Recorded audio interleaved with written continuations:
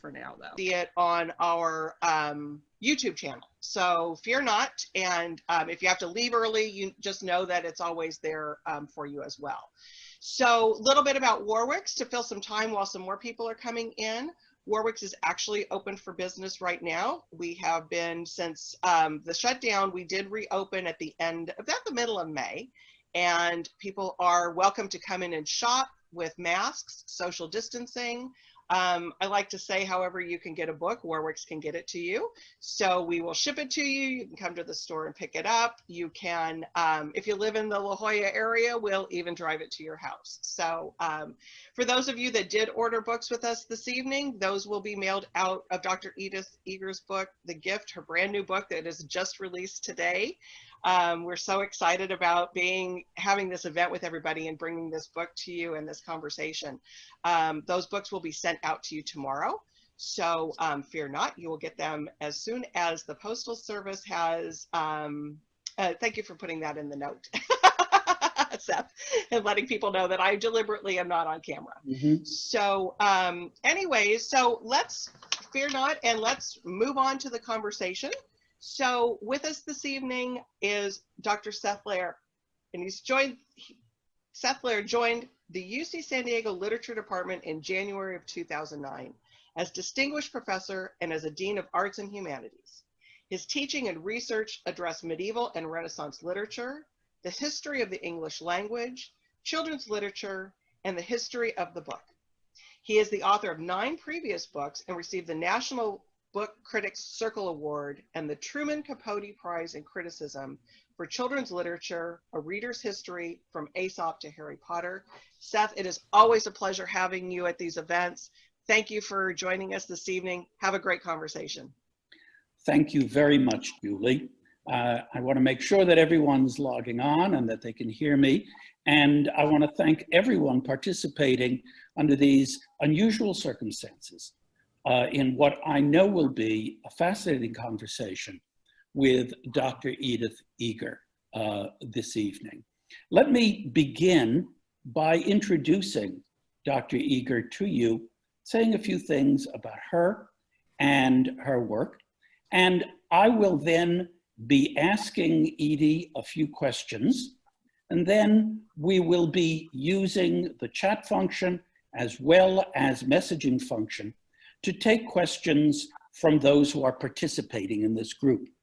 So let me begin first by saying that I'm sure that Dr. Eger is no stranger to the Warwick's community, nor to the international readership that she has claimed in her remarkable memoir, The Choice, which I hold up here.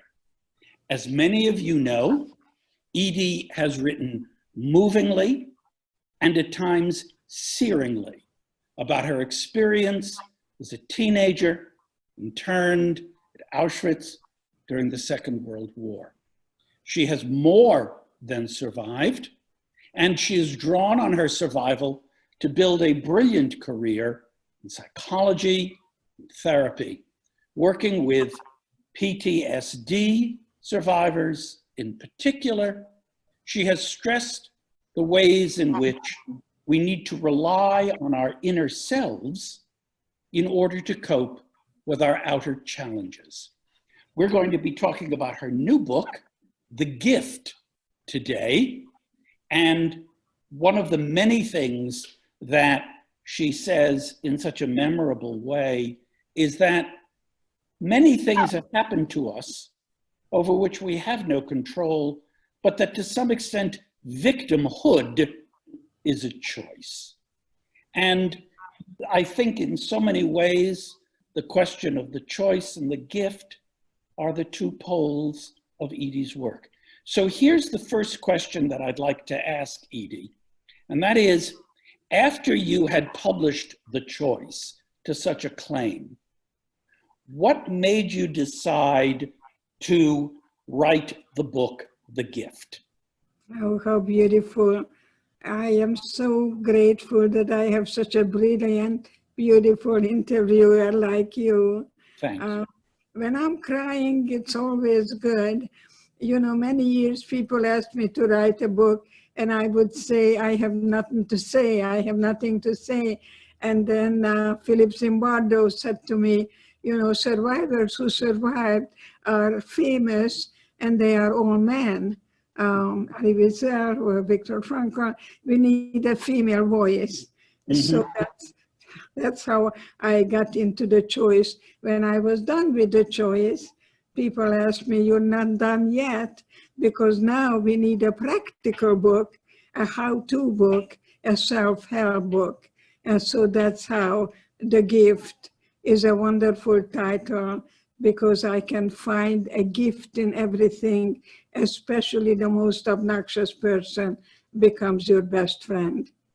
You know, that's a wonderful way of putting it. And I think that what's so great about this book is the how-to quality. It's subtitled 12 Lessons to Save Your Life. Yes. Could you talk a little about why you say save your life instead of saying improve your life? I like to really introduce my daughter, Dr. Marian Engel. I never really put anything in that book when I talked about my patients. And I never asked, how can I help you? I would say, how can I be useful to you? Because I don't try to change people in any ways, but I like to really let you know that all the patients that I talk about in the book, I discussed it with my daughter, who's a brilliant psychologist, who had the objectivity and telling me what to put. So that's why I have my daughter with me, and mother-daughter psychologists, and sometimes we have very, very interesting conversations about why did we choose that profession. Could you tell us why you chose this profession? I wanted to find some sense out of nonsense. I wanted to see in what way I can be useful to other people to find their true self, the genuine self that they may have given up to serve the family dynamics. So I also was the youngest daughter, and my parents wanted a son. And I remember my sisters blindfolded me when they took me for a walk, because they didn't want anybody to see the ugly sister they had. And my mom also very seriously told me, I'm glad you have brains because you have no looks. And so I am hoping that this book is going to guide people to reclaim their innocence, to assign the shame and guilt to the perpetrator, that I took what I lived because I was not free until I revisited Auschwitz, until I went to that lion's den and looked at the lion in the face and reclaimed my innocence and put the shame and guilt on the perpetrator, so I don't live in shame and guilt anymore. I think that's wonderful. One of the things that emerges from both your books is that you were a dancer. Yes. And there is something about the way in which a dancer owns her body and has a different relationship to the body than the rest of us who aren't dancers. And I'm wondering how being a dancer has helped also to shape the way in which you see your life and this work. So you see, my sisters, Magda was playing the piano, my sister Clara played the violin, and Magda was accompanying Clara, and I was just kind of wandering away. I didn't know how I fit into this family, and my mother took me to a ballet school, and I had a wonderful spiritual master who held me up. Actually, I did the split, and many people were just walking with me out. And he said to me a word, ecstasy. And he said to me, very seriously that God built me in such a wonderful way that all my ecstasy has to come from inside out. But I had no idea what he was talking about. Mm-hmm. When I came to America, people would talk to me and they wanted to know whether I understood. And I said, yes, even if I didn't. So that ecstasy, that word came to me when I was in Auschwitz and nothing came from the inside, that I could not recover, but discover those inner resources that I write that, how you can save 12 ways your life and examine the concentration camp that is in your own mind, and you find the key in your pocket. I think that's wonderful. And could you talk more about that? The thing that strikes me about the book is you have had an experience that, of course, very, very few of us have had literally. But part of what you're saying, I think, is that emotionally and figuratively, many of us imprison ourselves. Yes. Could you develop that? I think that's a really important observation. Yes, especially little girls are taught to be sugar and spice and everything nice and to be kind and good and suppress our feelings. What we do with anger, we do three things. We either vent it, we either suppress it. That's why in Hungary, they tell you, don't breathe into your breast. So it's very important to study the cancer and what are the psychological components. So I think it's very important for me, hopefully, to serve as a guide. And see, because you're not born with fear, you learned it. And to be able to develop self-love, which is self-care, and it's not narcissistic. There is a sense in your books that you believe that people are inherently good. Yes. And I think at one point you say we are born to love, but we learn to hate. Yes. And you and I know, Edie, and everybody participating knows that these are very difficult times now. Yes. And many of us may have forgotten a statement like that. How can you remind us that we are born to love, but learn to hate? We're not only born to love, but we were born with love and joy and passion for life, and also purpose in life. That we have a goal, and then we become our good parents to ourselves, because the way you talk to yourself in the morning changes your whole body chemistry. Now this is science, that your self-dialogue is extremely important. To say, yes, I am, yes, I can, yes, I will, rather than I don't want that, and I always do that, and I'm never going to find anybody, you know, and the always, never, absolutistic words. So I kind of hoping to come in as someone, especially couples, how they can use this time now to really develop a relationship where they could really question each other. Because many times people have faulty expectations, like Romeo and Juliet, and they assign traits to someone else that they never had.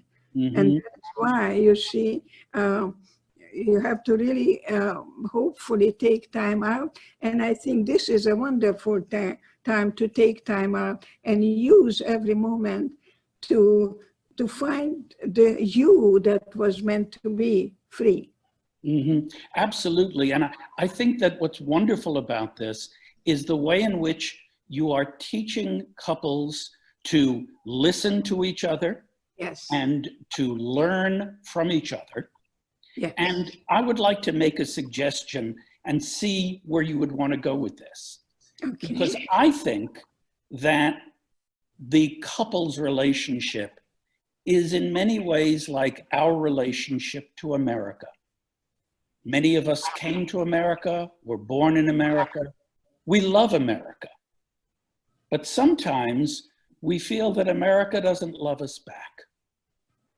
Or we feel that somehow we're like a jilted lover. Yeah. And I hope you understand what I'm trying to say. I feel that right now, especially this summer, we in America need good couples therapy. That is so brilliant. How could we do that in America? Well, how can we do that in America? I want to tell you that love is not what we feel, is what we do. And if you are a father, you're a good role model to the children, the way you treat their mother. Mm-hmm. So I think it's very important. And I like to study, especially the generational way, how we can stop that legacy to go from one to another. Mm-hmm.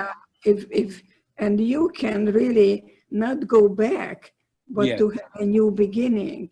Mm-hmm. So you may not know each other, you know of each other, and you assign the traits to that person that they never had it to give in the first place. So when you come in with an agenda, you're not going to have a very honest, true relationship. You're going to put on a mask, and we women are very good actresses. When I came to America, people asked me, who are you? And I would say, who do you want me to be? I became a very successful schizophrenic. I tell you, I just wanted to be a Yankee Doodle dandy. I wanted to speak English without an accent. I spent 3 years at the university trying to get rid of my accent. And I had a wonderful linguistic professor said, you know, Edie, I'm beginning to speak with a Hungarian accent. Just get out of here. You're okay. Of course, I understand completely. You know, I do want to follow up on that.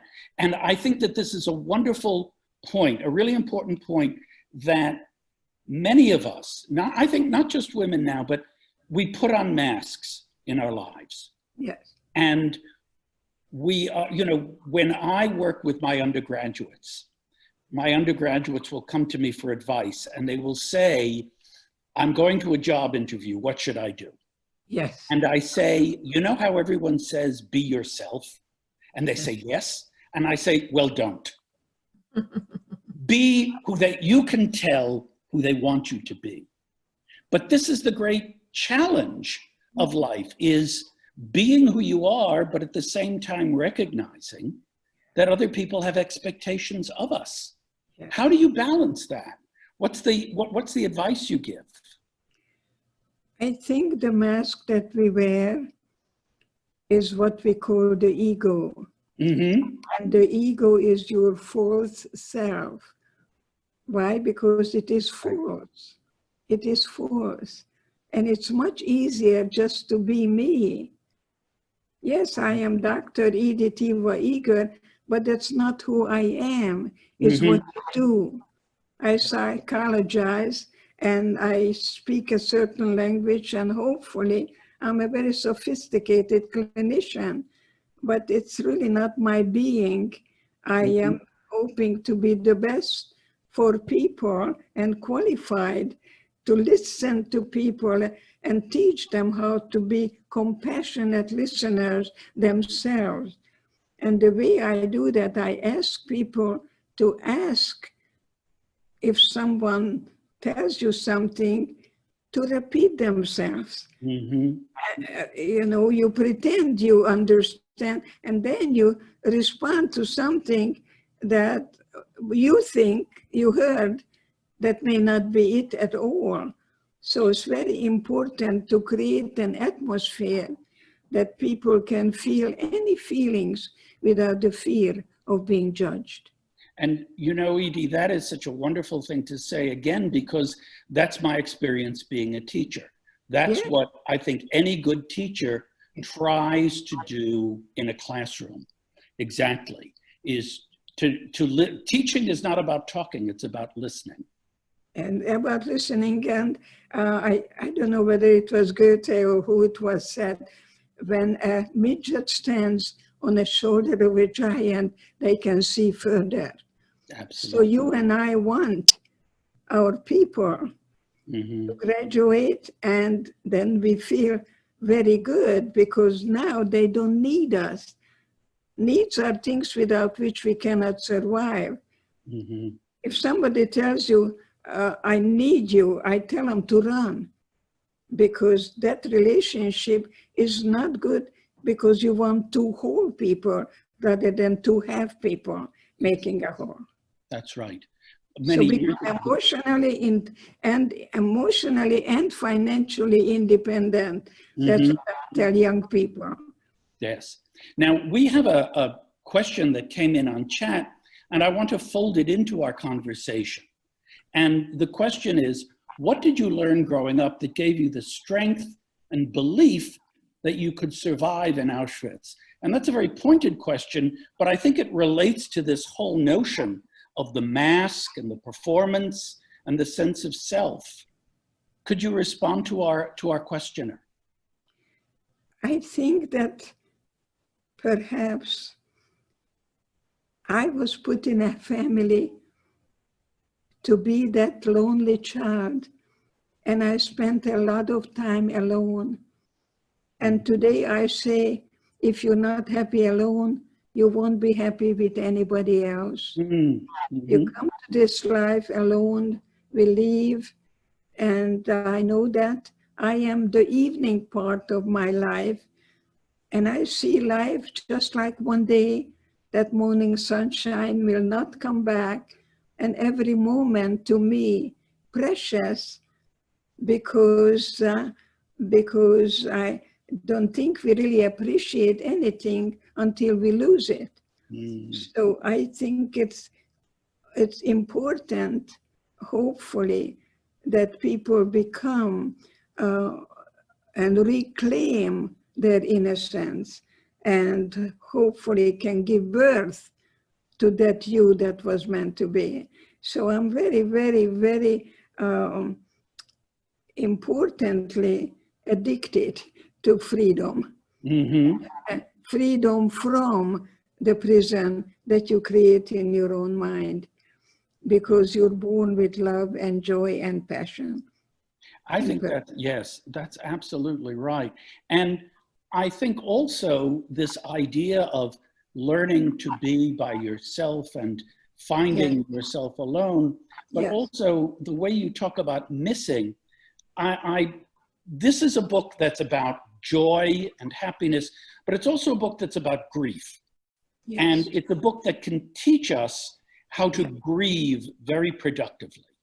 Beautifully said, because grieving and feeling and healing, you cannot heal what you don't feel. So don't medicate grief. You know, when I teach at the medical school and I talk to the newcomers, Dr. Sid Zizok is a wonderful man who invites me to talk to the newcomers and tell them, please don't look at grief as clinical depression. There is such a thing as clinical depression. There is something that we're born with called genes. And then there is the environment. I take the third, how I respond to the other two, not reacting. When you react, you don't think, but how to respond. So I usually tell people in the English language, when someone says you're gonna be dumped on, and you say to yourself, the longer they talk, the more relaxed I become. What you practice, you become better at it, because you're practicing your low frustration tolerance level. And this is a good time for people to practice their low frustration tolerance level and say it's temporary and we can survive it. Everything is temporary. Life is everything. Tell us more about this, because I think that many of us now really can't imagine when things will change, whether they will be better, whether we're talking about the virus, whether we're talking about climate, whether we're talking about human relationships in the cities. Give us hope. That's what I'm asking you. Give me faith. How do you find hope in hopelessness? I ask you not to cover garlic with chocolate. If you have a feeling, keep that feeling company. Don't ask someone, how are you? That's the stupidest thing you can do. Because I used to ask my patients, how are you? And they would say, fine. The next time they came in, I said, gee, it's good to see you. I missed you. It's that creating an environment that you get rid of two words, always and never. Those are absolutistic words. I always do that. I'm never going to change. Instead you say, up till now I did that. And now I can switch gears in a car, but you can't switch gears in a car until you let go of the clutch. So you got to let go of something and replace it with something else. Don't just let go, but see what you could do instead of blaming someone, to take full responsibility for your thinking, your feelings, and your behavior. None of the positive thinking does any good unless it's followed with a positive action. And can you give us some examples too? I think this is great, but you understand what I'm asking is, these are wonderful things to be able to say and hold, but I think a lot of us don't know how to put it into practice. Well, suppose you come to me and tell me, Edie, I want to lose weight. And I said, great, buy a calorie book and I do that. But then you come to me, I just can't do it. I keep picking out on banana splits and chocolate milkshakes, and I can't do that, Edie. So I run to my blackboard and I put I can't on the board, and then I took the apostrophe and I take the apostrophe and the T, I can. Why? Because I think I can. And that's the whole cognitive psychology is based upon a guy called Epictetus, who said, it's not what happens makes you feel the way you feel, but the way you view it. So I become the ophthalmologist of me. Oh, that's very and watch yourself over there and see that if you really want to lose weight, nothing will happen until you tell me that tomorrow morning, I'm not going to put sugar in my cappuccino. That now you're doing something about it. My children, many times I have teenagers, I call them gono people. I tell them you can do this and this and that, and they say it's a good idea and I'm gonna. But they never are. It's like Scarlett O'Hara, I'll think about it tomorrow. And they keep procrastinating and they keep going back. We go back to the familiar because we are that kind of human beings. Even if we know up here, it's really not the best thing that I can do. So that's why it's very important to listen to your self-dialogue and say, yes, I am, yes, I can, and yes, I will. And I think some of our questioners are coming in, and one of the questions that's most fitting right now is to describe success in life. So many of us and so many young people see success as the marker of their own self-worth. Can you talk about success? What does it mean to succeed, and what kind of advice you give? I would like Marianne to plug into that question. She's working with the young generation brilliantly and see whether they are realistic or unrealistic expectations. Can you repeat your question? Sure. The idea that was coming in from the Q&A was about success in life. And my thought was that so many of us, especially younger people, are taught to believe that success is the measure of themselves. And to succeed is somehow to be good or to be yourself in some way.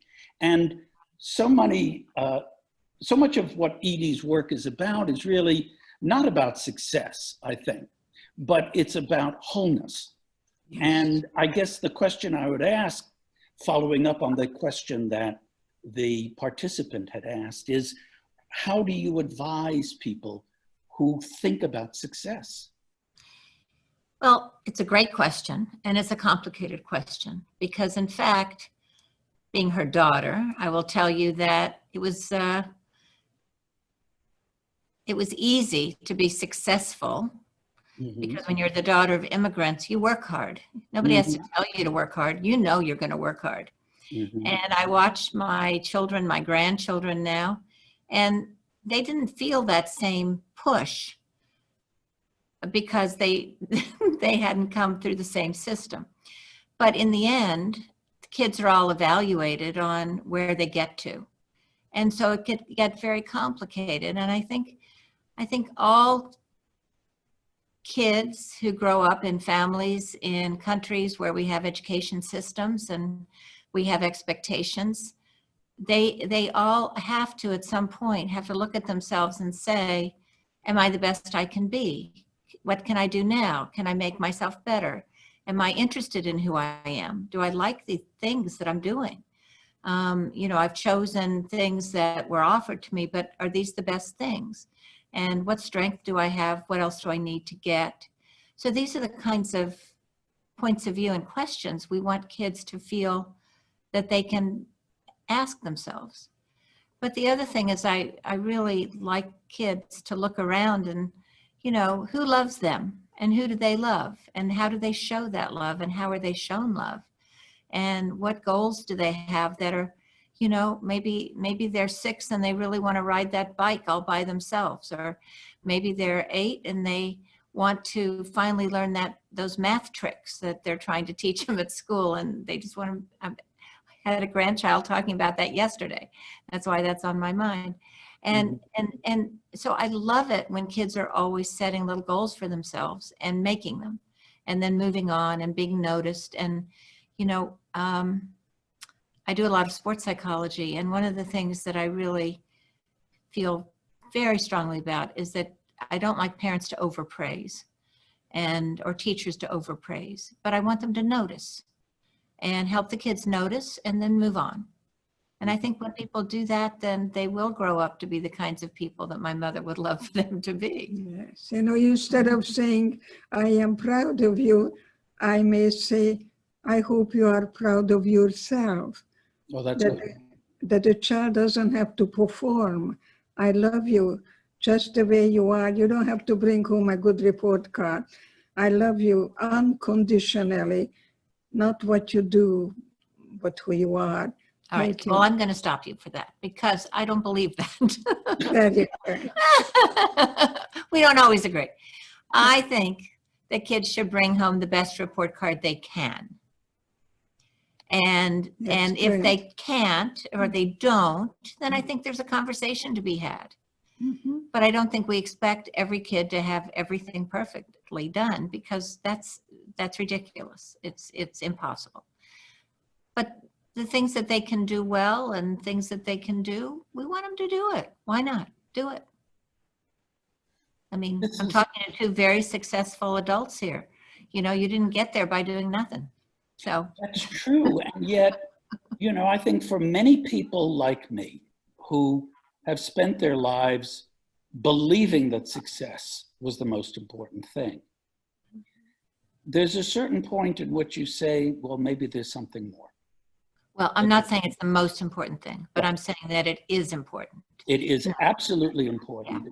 And I think that what I find with my students is the way in which goals for success are set by other people, but they don't set their own success. Yes, and that's complicated. That's complicated. I think most people struggle between their own expectations and trying to live up to someone else's expectations. Yes. You see, Please go on. I don't see myself as a mother in any other way as someone who is grounded. And I hold my son but I don't see my son the same way with his father. I think a young boy looks at father and says two things. I want to be just like him, or I want to be everything he's not. And guess what? He grows up and he says, I'm going to be a professor, and I'm going to be a philosopher, and I'm going to write many, many books, even though my father would like me to join his billion-dollar business. No problem, because you give up the need for your father's expectation.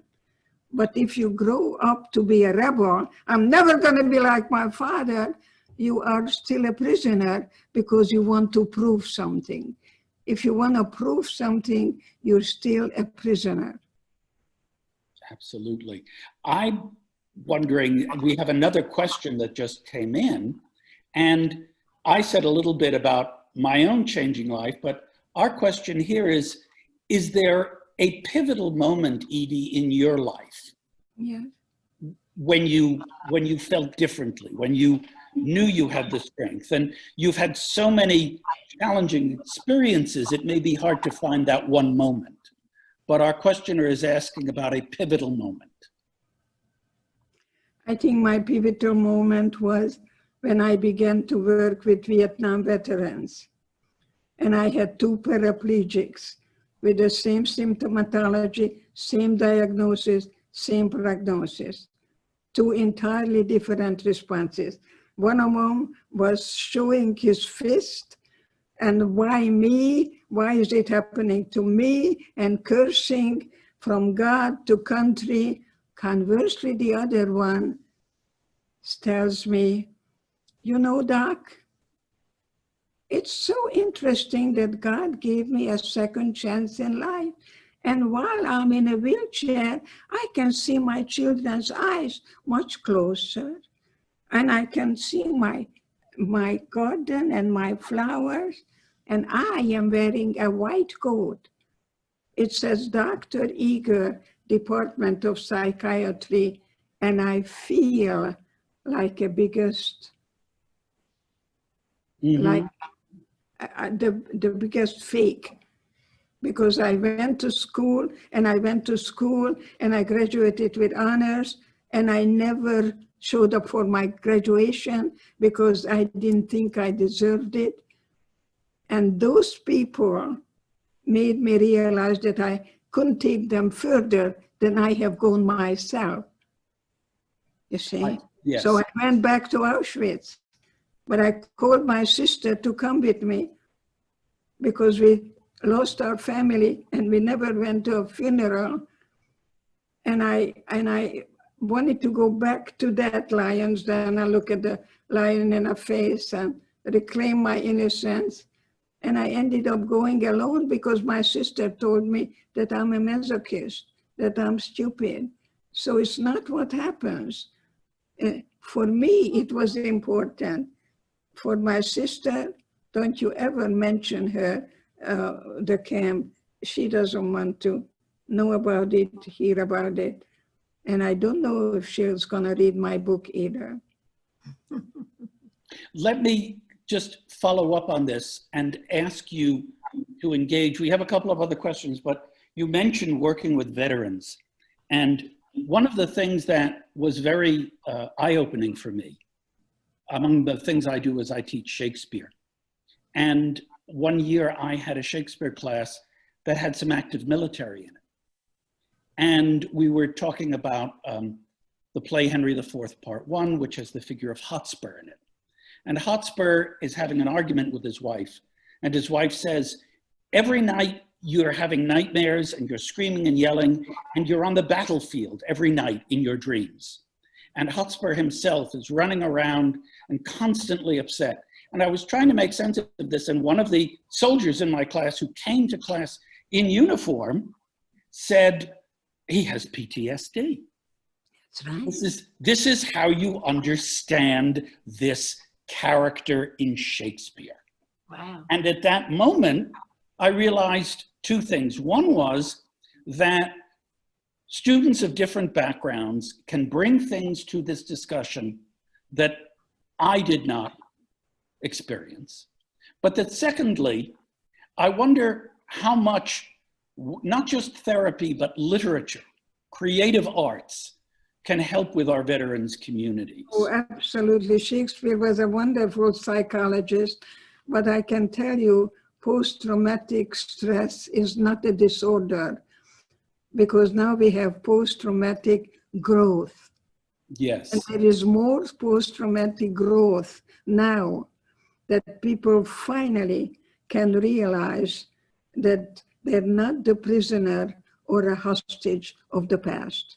Mm-hmm. They don't forget it, they don't run from it, they don't overcome it, they come to terms with it. Yes. And I'm so glad you talked about Shakespeare as a great psychologist. Oh, absolutely. That's where I get my psychology, from Tolstoy, from Chekhov, from Dostoevsky, who probably did beautifully with existential psychology. Mm-hmm. Yes. Yes, I've always believed that Freud was a much better literary critic than he was a psychoanalyst, because yes, so much of what he's doing is he's reading characters, he's reading literature. Yes, he was a genius. Yes. I'm wondering, you know, we have some questions that are coming in, and I don't want the questions to, I don't want to turn this into a virtual therapy session with other people, and I hope you understand that. But we do want to be responsive to why so many people are part of this. And I see on my screen that we have 92 participants, and I am just thrilled that so many people are engaged in this. I wish I were there to hug them. I wish we were here. I wish we were there too.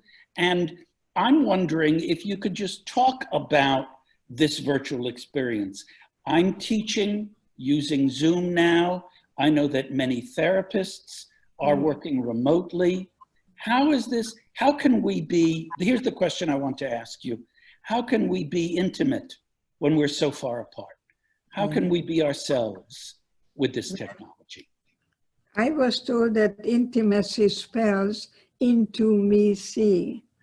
Mm-hmm. And I think that's pretty good, to really be well connected with you.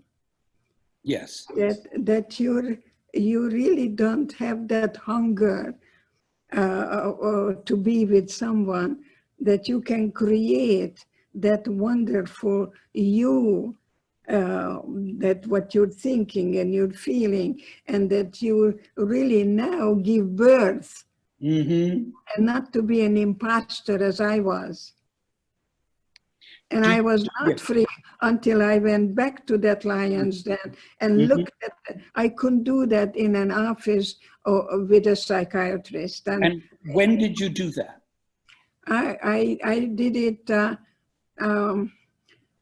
I'm trying to think whether it was the early 80s, mm-hmm, sometimes there. But to me, it was the most positive thing I've ever done in my life.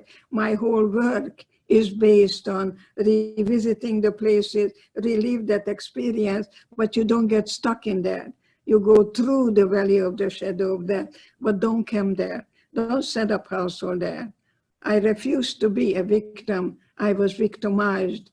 It's not my identity. It's not who I am. It's what was done to me. And you know what? No matter what happened, you made it. You made it. So I'm very, very, very proud of my ancestors, because they were not having as good a life as we do now. They were in a desert, I don't know, 40 years or whatnot. And you know what? They never gave up. Yeah. And I carry those genes. And I owe it to them. I owe it to my mother. Because when there is something in you, you feel, that is something in me that that I believe that I owe it to my mother, that she didn't die in vain, because one of the biggest gift of God is a gift of memory. Mm-hmm. That's wonderful. Again, one of our questioners is asking, do you encourage your Vietnam veterans to return to Vietnam? They don't have to actually do that. I can do that in a Gestalt way. I can do it You don't actually have to do what I did. Mm-hmm. You can put someone in that chair and tie him up and beat him and get all that anger out, because the anger is holding you hostage. See, when I'm angry at you, you don't suffer, I do.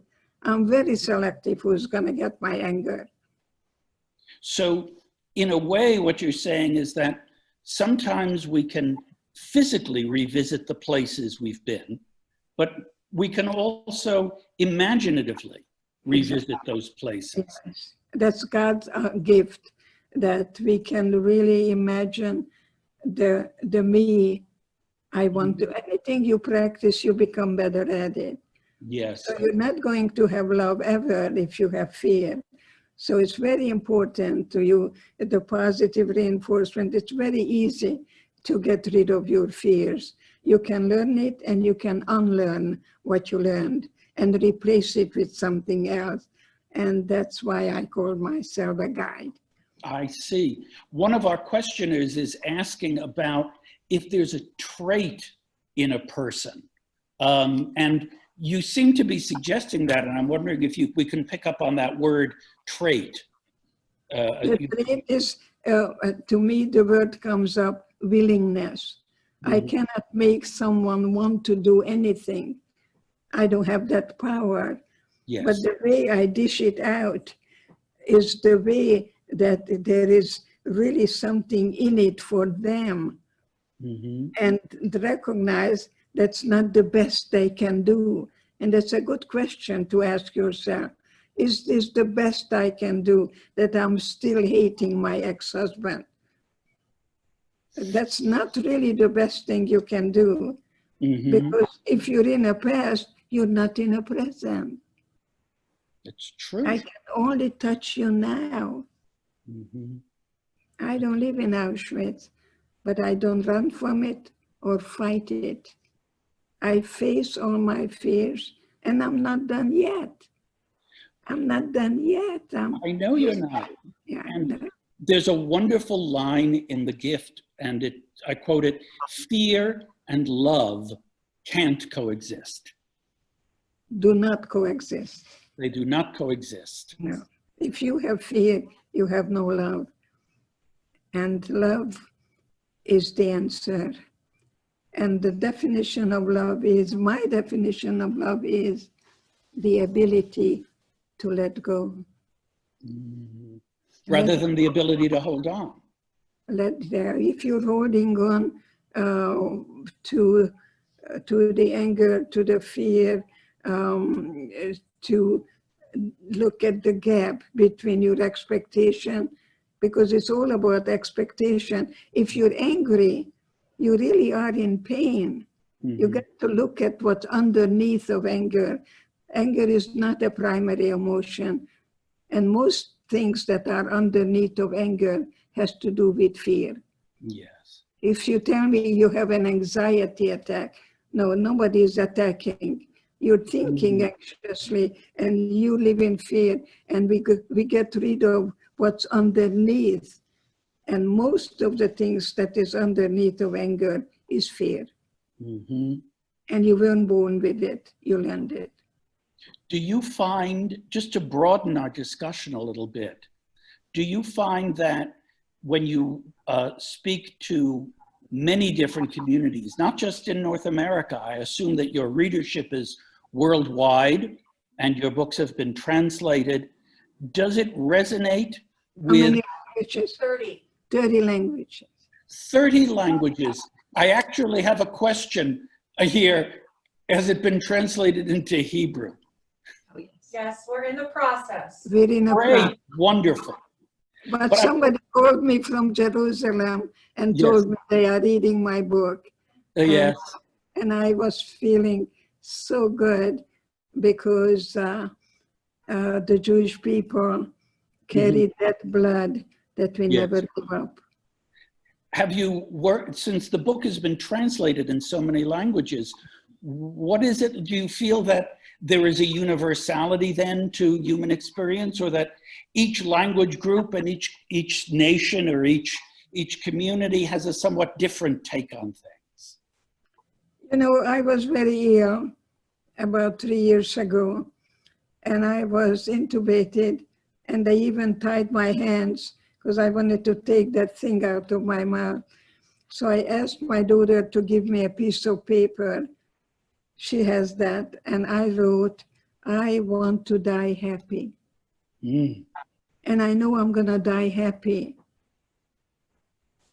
I know because I will not ask what the world has given me. What way I was able to extend my me, and commit myself. And I think I'm gonna die. I'm gonna be very happy on my deathbed. For me to be here with you is a miracle because I was among the dead when I was liberated. And I looked up and I saw a big lip, and I never saw such a person in my life. And then I saw tears in the eyes and M&Ms in the hand. Someone just gave me a whole bunch of M&Ms with all colors. So get rid of black and white, all or nothing, life or death, because that will not make you a good survivor. You got to be flexible and not black and white and being rigid. So there is a personality that I hope to be a midwife to you, that what you practice, you're going to be better at it. And fear begets more fear, and violence breeds more violence. I think I really don't want to talk about your passing because I'm sure you will outlive me. I feel that your spirit. You have to come and sit in my lap, my little boy. Do you feel, we've been talking now for about 50 minutes, and time flies, but I'm just like Roth, and now I'm ready to begin. Now you're ready to begin, like at the end of Portnoy's complaint. Now we can begin. That's complaint. Now we can begin. Now Well, we can begin. are there things that we haven't covered that you feel that you want to bring to the group here that we haven't touched on, or things in particular about the book or about new projects that you're working on? Well, the new project I'm working on is with my daughter on recipes. The other thing I like people to ask themselves, when did my childhood end? Oh, good. You see, that is very important because immigrants' children become parentized. They speak English before the parents do. They bring tuna fish and peanut butter that we never saw. You see, when did my childhood end? And the second question you want to hear? Would you like to be married to you? That's a very difficult question. It is. It is complicated, as my daughter so brilliantly tells you, that life is not easy. Look at your birth certificate. It doesn't say there is a guarantee or certainty, but there is a probability. Well, I think we've covered so much, and I know that there are some specific questions about some people or some specific things that people may want to text in, but I've tried to, Edie, make this as general a conversation and as of interest to as many of us as possible. And I just want to finish up by saying that this has meant a great deal to me to be part of this conversation with you. Very mutual, very mutual. We're gonna keep walking hand in hand. And I'm very much looking forward. You said you're working on a cookbook as your next project. My daughter, she is a brilliant, brilliant Renaissance woman, really. She is a brilliant psychologist with anybody, not just children, families, and sports psychologist. Yes. And then she's consulting with the NFL, and she's the most wonderful, brilliant cook. Well, I'm looking forward to that. That is wonderful to hear.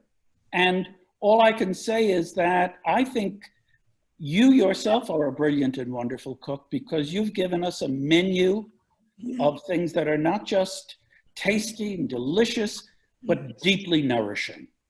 And I want to thank you, Edie, for this nourishing conversation. I want to thank Julie Slavinsky for moderating and for organizing. And all of you who have been participants, I hope that you feel that this has spoken to some aspect of your life. I know that this has been had a great impact on me. Julie, can I turn it over to you again? Yes, thank you.